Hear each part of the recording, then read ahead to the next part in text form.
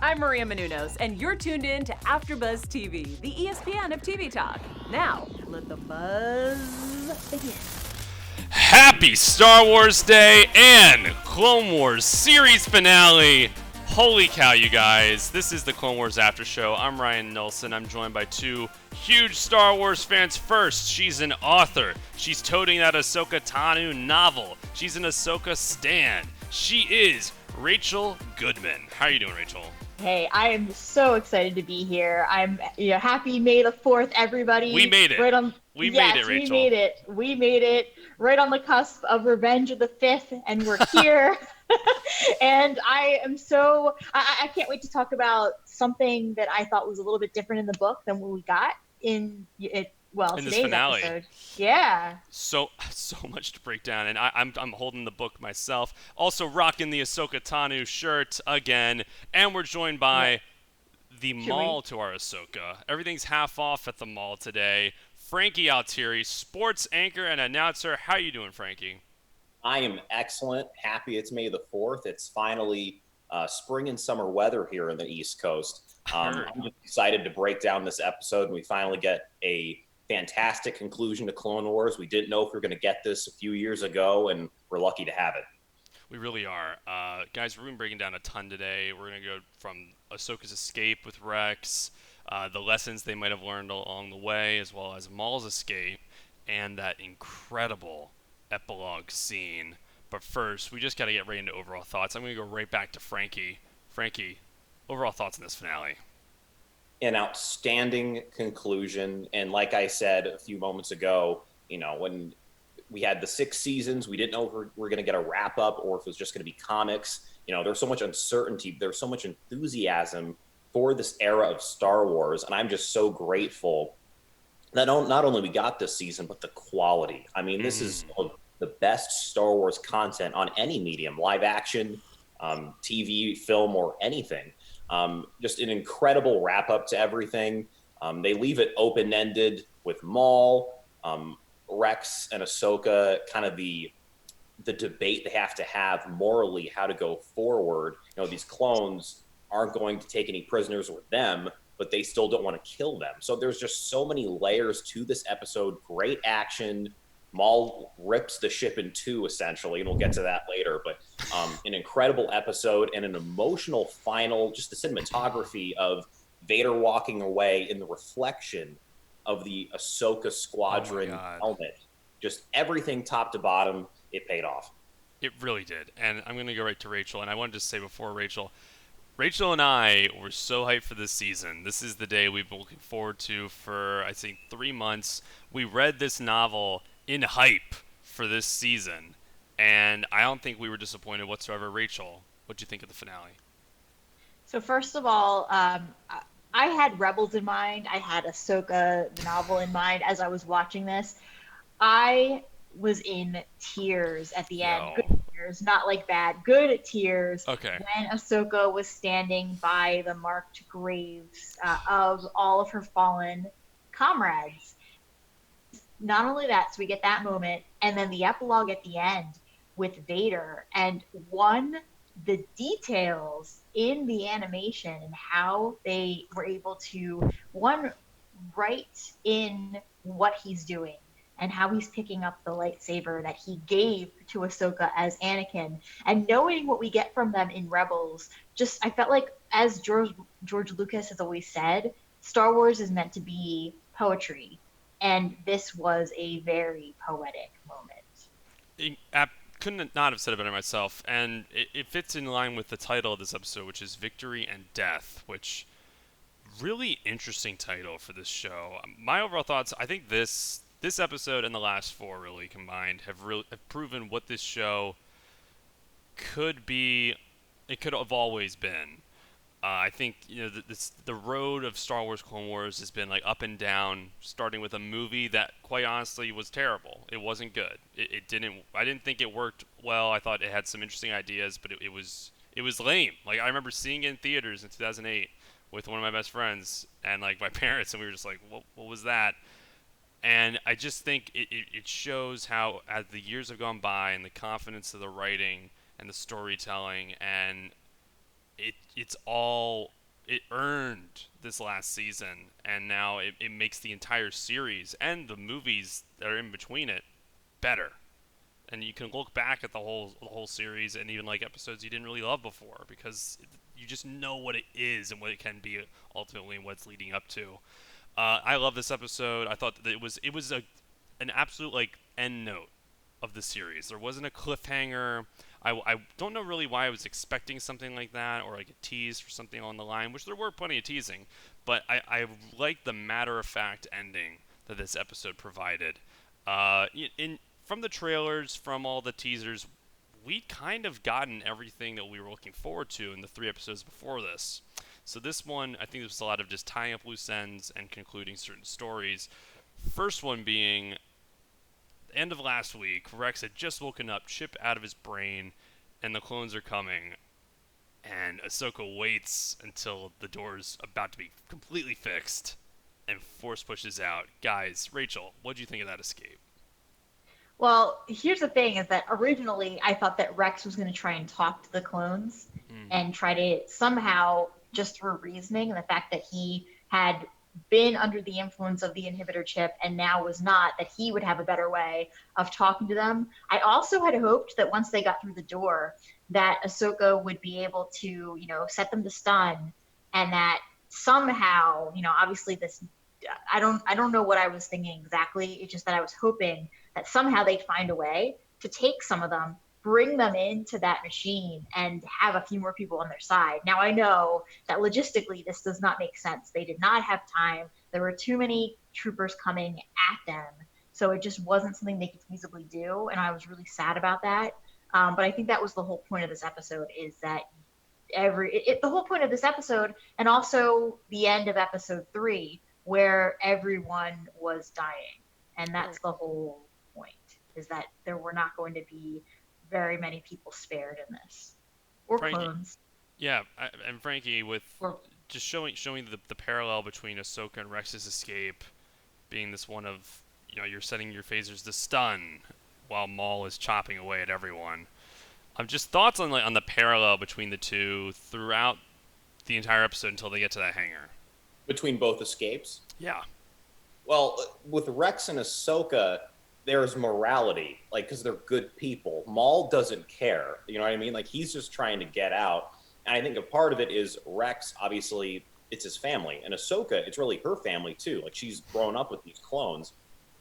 And with Maul, when he sees the clones, it's the enemy. He just sees them as an extension of the Emperor, and before that, an extension of the Jedi. I love the debate in here, and obviously when Rex is crying under his helmet and she takes his helmet off, incredible scene. It's interesting because he knows that they will shoot him, and he's they're not going to take his prisoner, but because Ahsoka's so wise, she's let's find another way and set your weapons for stun. And it's interesting when you'd think it would be the flip-flop. You know what I mean? Rex would want to protect his brothers, but he knows what has happened. He knows the effects of that chip. And it's turned the clones just ruthlessly, just obsessed with that goal of taking out the Jedi. So, I think if you're trying to parallel both escapes, it's one, there is morality, and the other one, Maul's just trying to get to the end game, which is to escape, live to fight another day, and to get back at Sidious. Because ultimately, I think Sidious has almost become, especially in this era for Maul, his number one enemy, even over Kenobi and the Jedi. Because he's almost more upset at Sidious for casting him aside with Dooku and now Vader than he is the Jedi and Obi-Wan. That's a great point. I think I wanted to go back to that lesson you were just talking about and kind of open the floor. What do you think that lesson is that Rex learned? Because that scene when all the clones are lined up in the hangar, they're not escaping. They got to go through the clones. And Rex is fully prepared to take his brothers out. And Ahsoka goes, I'm not going to kill them. They might die, but I'm not going to be the one who kills them. Because they're all good soldiers following orders. Which a great callback to a line that Rex says throughout. Here's the thing, is that when this came out, it actually came out yesterday night when I watched this. Came out a little bit early.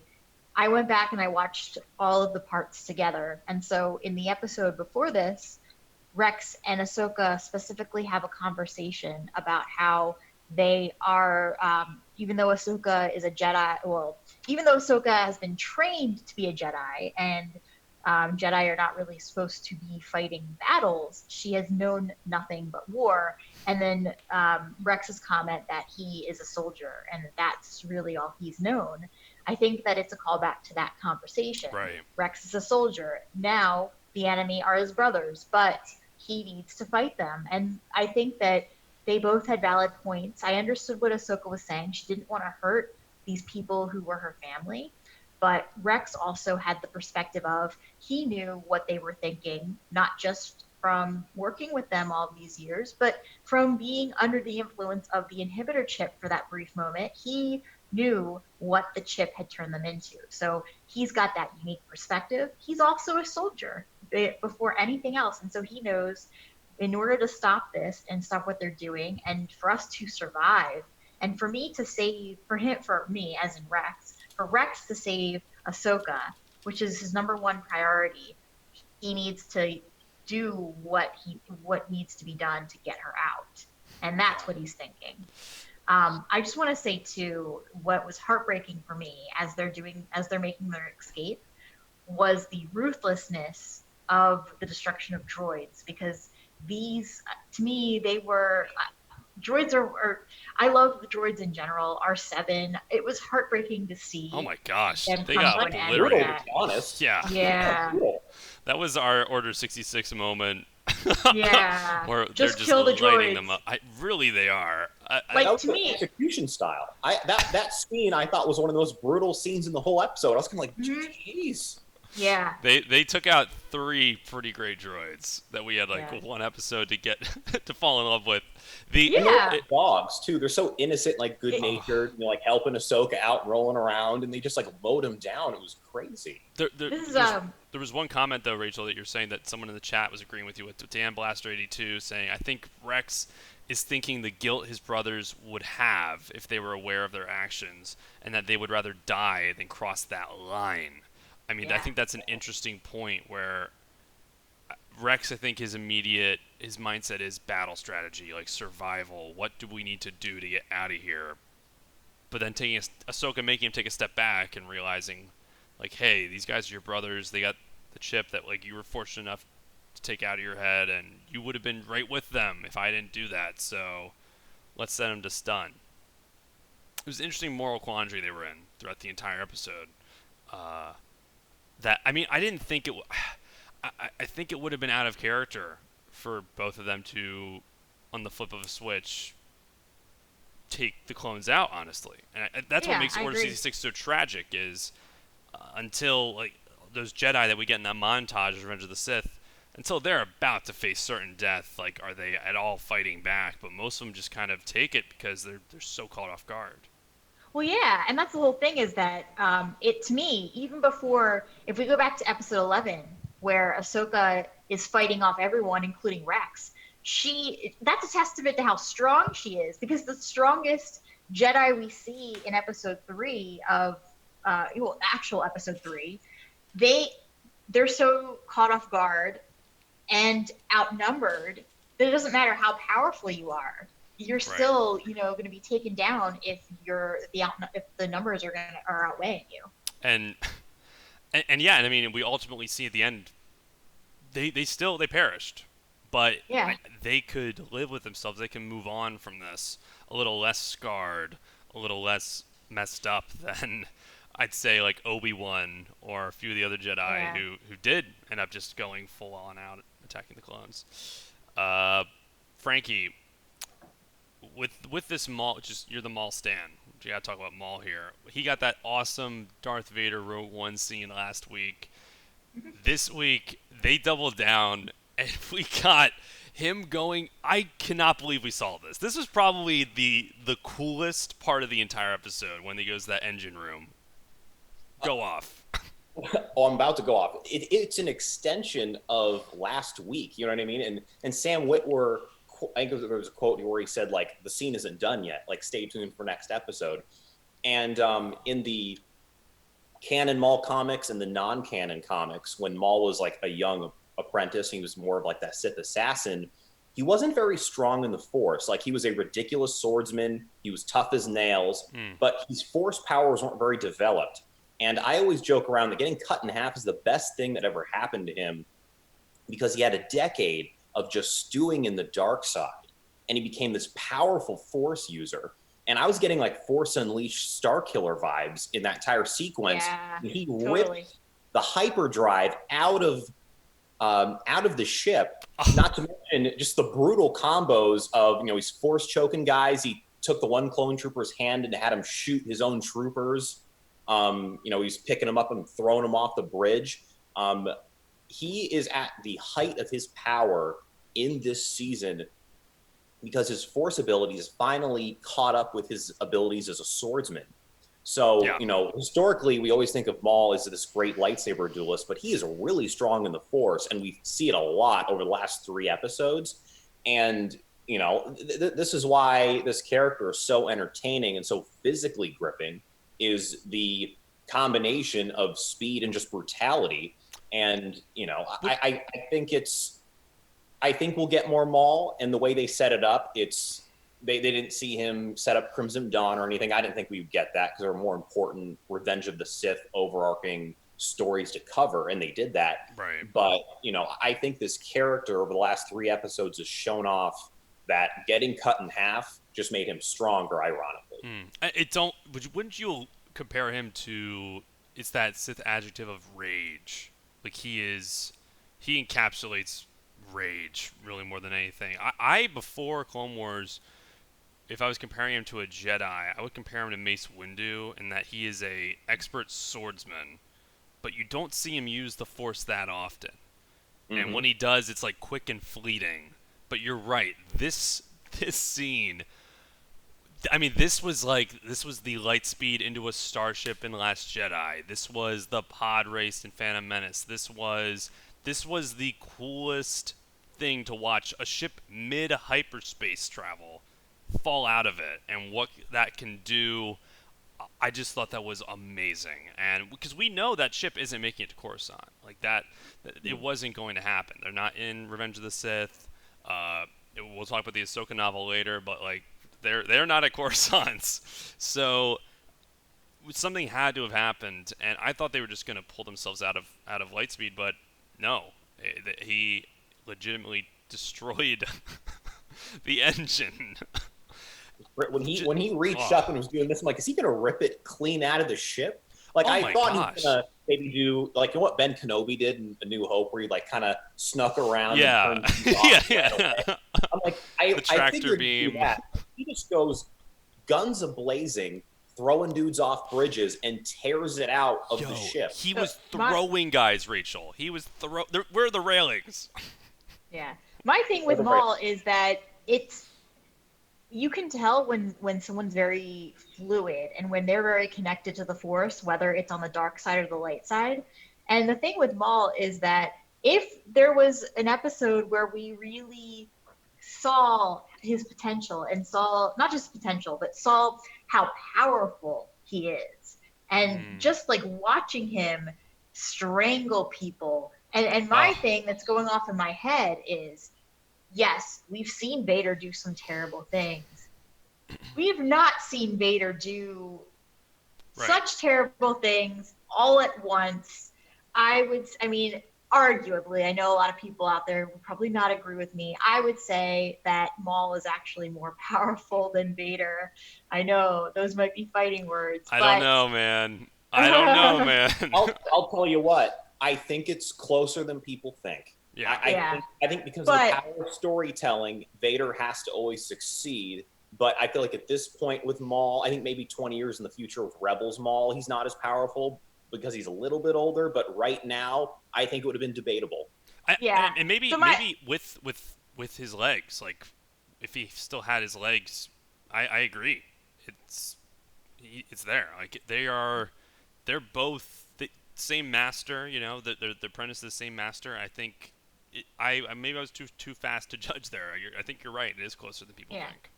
Yeah, but the whole thing is that regardless of whether people agree with that or not, in this moment where we're seeing him destroy hyperdrive essentially, and just go like walk through and just take people down and cause chaos, because as Ahsoka said, that's what he's good at. I just found it very very interesting to watch how easily he was able to take down a ship.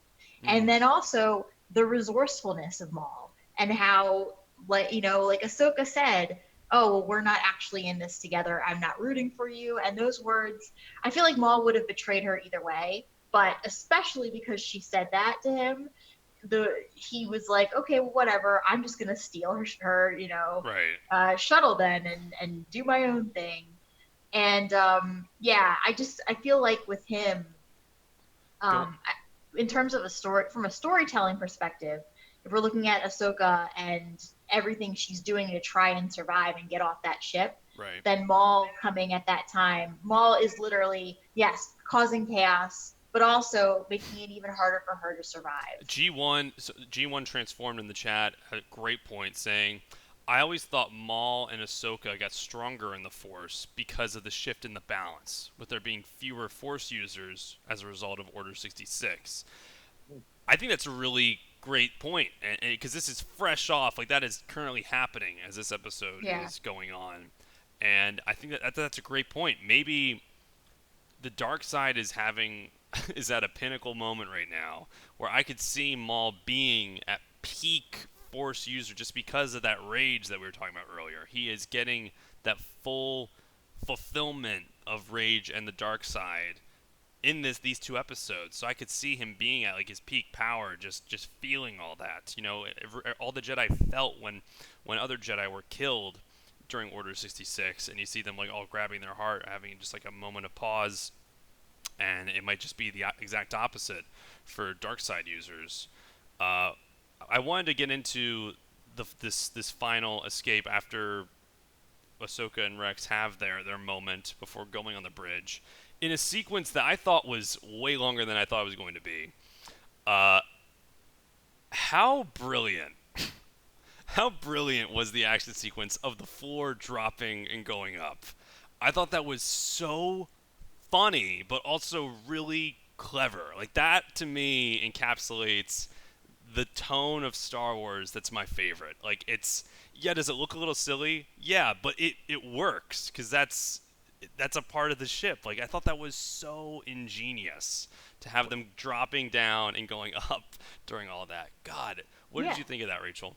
So I thought that it was a really clever twist, because I did not expect that to happen. I don't think most of us expected that to happen, because you just don't know.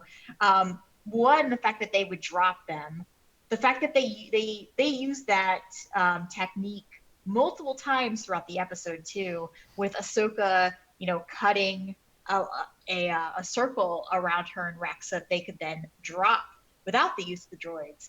But then having the clones pop back up. I loved that we got those, twists and turns there. Yeah. And it really, I think that what was brilliant about the whole sequence in general is that it kept you on your toes, because you didn't know, we knew that they would survive because we've seen them in Rebels. We know from Ahsoka the novel, that she does survive. We didn't know exactly how, and I think the biggest thing for me is I didn't know if Rex and Ahsoka, when they were going to get separated, and if it was going to be for good until they see each other again in Rebels. Yeah. And so for me, it was more about, okay, like, yes, all of this tragedy is happening around them. I want them to at least have a few minutes so that they can say goodbye to each other at the end. And that was really what was pulling at my heart was, are they going to just be torn apart in this, and not know if one another lives? Yeah, are they going to be separated, right? Yeah. I wanted just real quick, I wanted to ask both of you, just a lot of people are talking about this in the chat. I just don't want to get ahead of ourselves for that complete ending quite yet. But going back to the whole droid execution during that scene, because it was the droids that were raising the ground and pulling it back down. They're saying, ironically, both Maul and Ahsoka survive. There's that scene where Rex is guarding Ahsoka, and Ahsoka is trying to force pull the ship, and we're getting like a Force Unleashed moment. It's awesome. I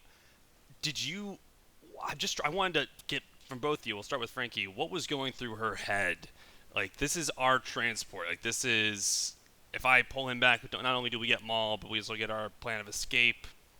What's going through Ahsoka and Rex's mind during that scene, Ranky? Well, the conflict is at that point when she's focusing, trying to bring that shit back in.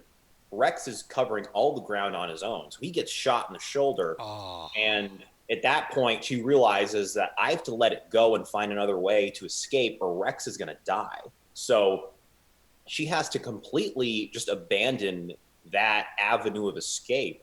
And, you know, it's so cool to see the teamwork and the ingenuity of, okay, we need to find another ship. All the ships underneath are under repair, and they finally find one that isn't, you know, severely damaged. That entire sequence, I think, is one of the best action sequences in the entire show, just because the ship is falling apart and falling out of the sky, almost rhyming in the same way that the ship in Revenge of the Sith in the beginning is falling out of the sky and breaking into rescuing the Chancellor. So like you or Rachel said, you know, Star Wars rhymes. So, you know, I think in her mind it was, I have to let it go and find another way because she couldn't let Rex die. Rachel, did you think her realizing, like, I gotta let him go? Talk about that scene for a second. Okay, so to me, it actually had the Rise of Skywalker vibes when Rey and Kylo Ren are fighting over the shuttle where Rey thinks Chewie is on this. Don't even get me started on this. Oh God. Yeah. Sorry. So, I was talking about this a few days ago. The scene triggers me. Yeah, but yeah. Is it okay? Totally. Yeah, totally. Okay. But yeah, as you all know, the shuttle literally, like, she destroys it, Rey.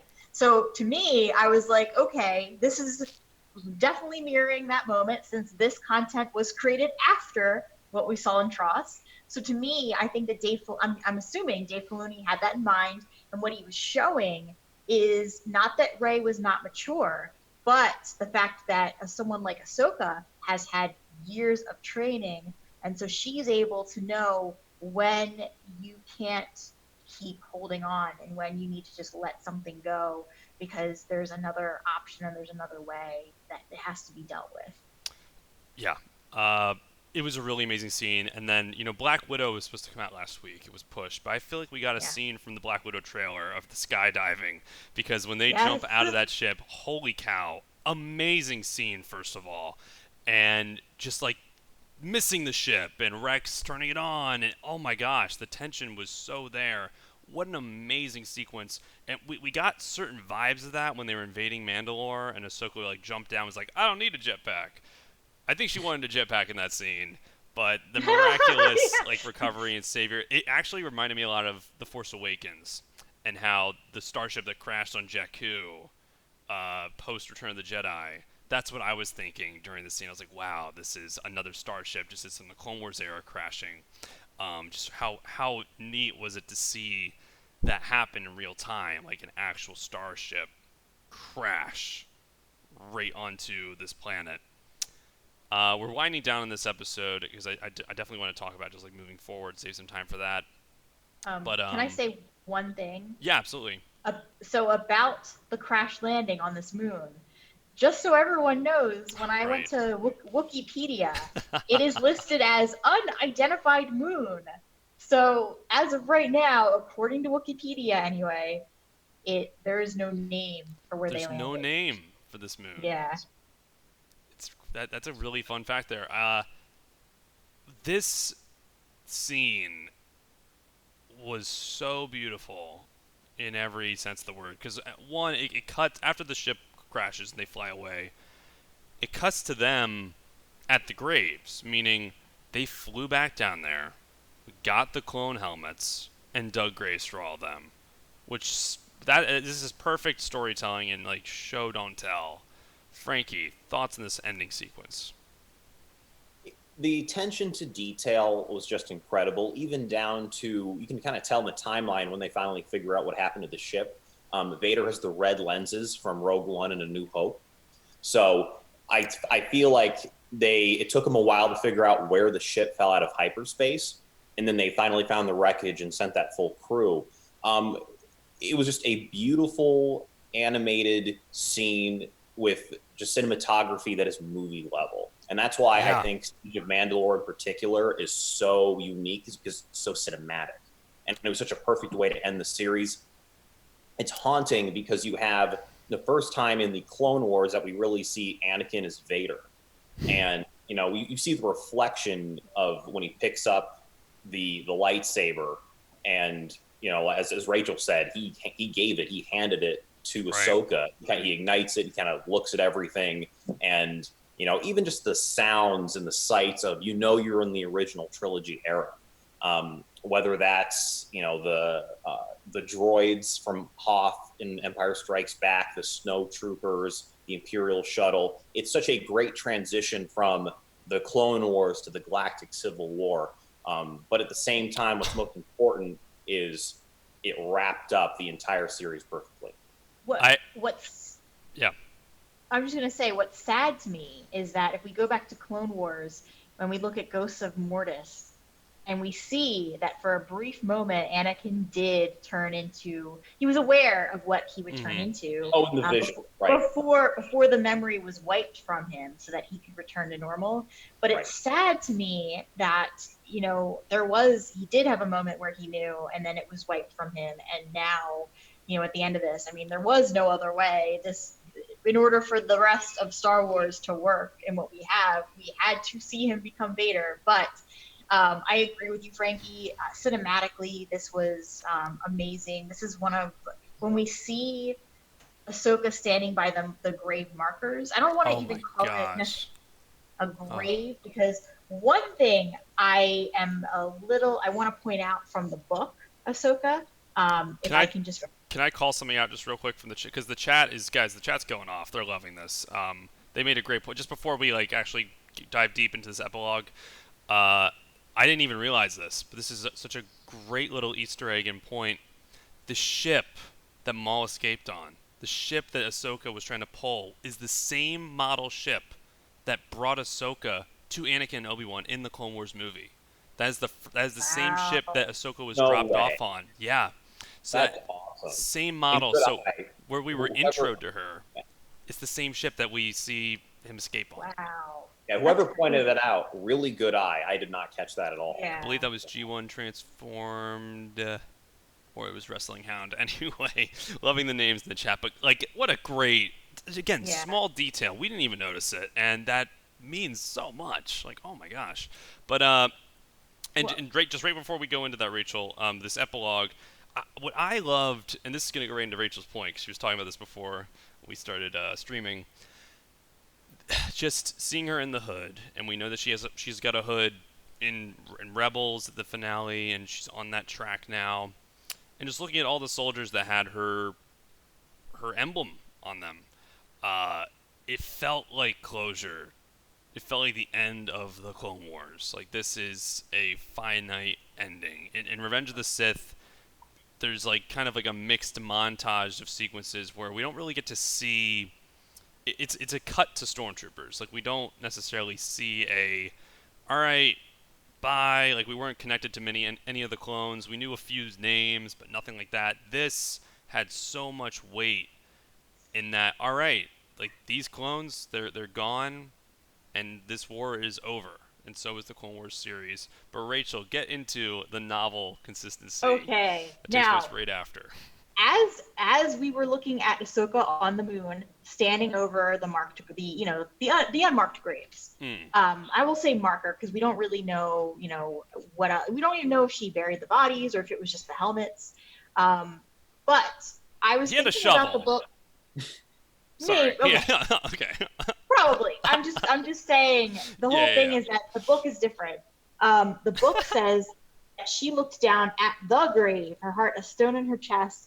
And the reason why I'm pointing this out is because she specifically says that she held her lightsabers, her last physical connection to the Jedi, and to her secret service in the Clone Wars. It was so hard to give them up, even though she knew she had to. It was the only way to sell the con of the false burial, and when it would buy her a modicum of safety, because whoever found them would assume she was dead too. So here's the thing, though, is that she actually buries the lightsabers. It isn't just that she drops them.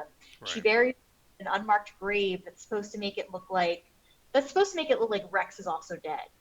And that's my issue. I understand there's a lot to work with here in terms of keeping the continuity, but I feel like the novel was saying that this was handled a little bit differently.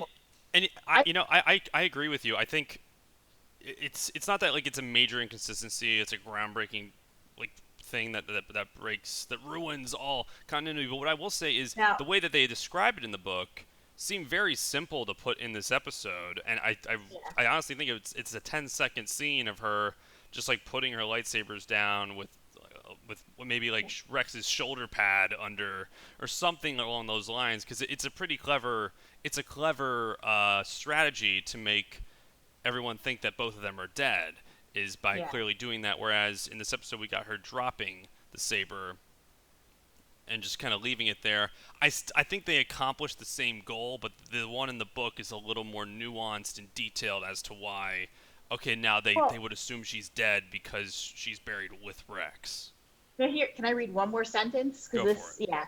She knelt. Okay, wait. Here we go. They must be left there, the lightsabers, memorializing the man they were recorded as having killed, a trophy for the coming Imperials to find, and they were coming. Yeah. So the whole thing is that it's definitely a little different in the book. That's okay. I'm not complaining. I'm just saying that, the show. I love the poetic nature of Vader finding the lightsaber either way. And what also is so poetic about this show, just now full embracing this epilogue with Vader, I think what that was trying to say is like this is the end of the Clone War. It's the end of this arc, and I do believe that Vader is under the impression Ahsoka is dead. So they still accomplished that same goal with him picking up the lightsaber and walking away. Although, and I think that I also think it raises the stakes for when in Rebels we see them finally reconvene, reinteract. Did you feel the same, Frankie? When Vader and Ahsoka get back. Do you think that this ending makes that stronger, or do you think it changes how you view it? Stronger for sure. Because when Ahsoka and Vader kind of connect when they're in that dogfight, and I think he said something like "the apprentice lives." So Vader's surprised. So you get that inkling that he thought she was dead. So I think this makes it stronger because at that point, it looks like Vader suspects she's dead when he picks up that lightsaber. I don't think he does. Really? So my thing is when I see the episode in Rebels and I see this, and I also when we first see Ahsoka again in Rebels 2 and she connects to Vader and realizes it might be Anakin and faints, I feel like Vader is never sure if she's dead or not. He finds the lightsabers. I think that their connection is so strong that he might wonder what happened to her, and he might not know for sure. But I have the feeling that because of that bond that they have, I think he knew she was still alive deep down. And that when he sees her and he says, the Padawan lives, I think that was his way of saying, now I know that that it wasn't just a hunch.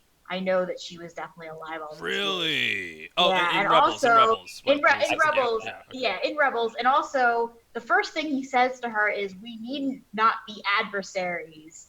And so I think that his bond and his care for her is so strong that if he had seen her during, Operation 66, like I don't think that he would have killed her. I think he would have pleaded with her to join him. Well, it's also the argument, whether he thinks she's alive or not, I think he doesn't think she's alive, but also she isn't really a Jedi anymore. And they even play around with that idea when they're escaping the hangar, and Rex is talking with Jesse and the other clones, saying, like, she hasn't been a Jedi for some time. So technically this order doesn't really apply to her. However, Rex himself did say, like, the episode before in Shattered, that, like, we need to take out Ahsoka Tano. It's a technicality, but that also might play into it a little bit. Like, if he doesn't think she's alive or not, she might not be a threat to him or anything with the Empire for the time being. So I just want to talk about, guys, some quick news and gossip. Obviously, a really amazing episode. It's Star Wars Day, and there's a ton of awesome news that's coming out. First and foremost, one being Taika Waititi officially confirmed to be doing a new Star Wars movie. They'd kind of teased it over the past couple months. I was even kind of comparing it to a proposal, in that I don't think Disney was prepared to go down on one knee and fully commit. But apparently they have put a ring on it. He is doing a new movie, co-writing it with another writer.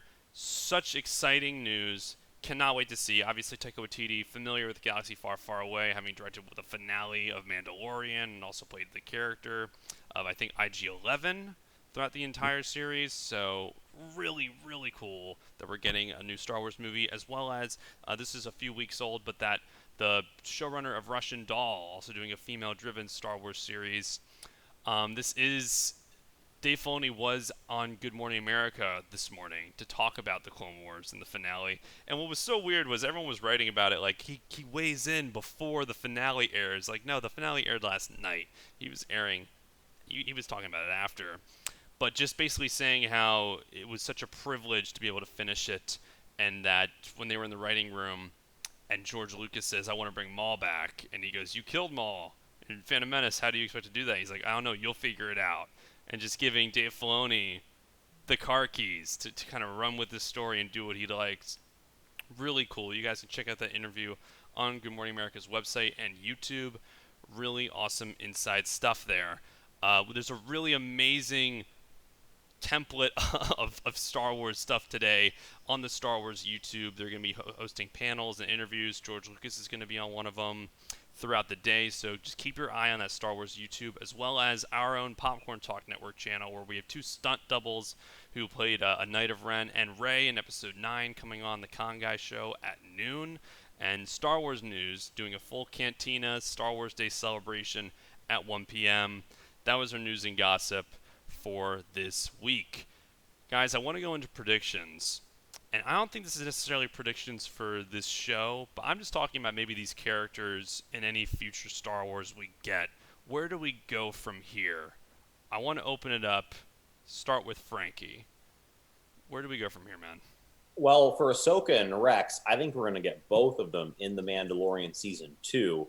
And Ryan, as you pointed out, I think a couple weeks ago when we were talking, Dave Filoni's banner looks like concept art of older Rex and an older Ahsoka.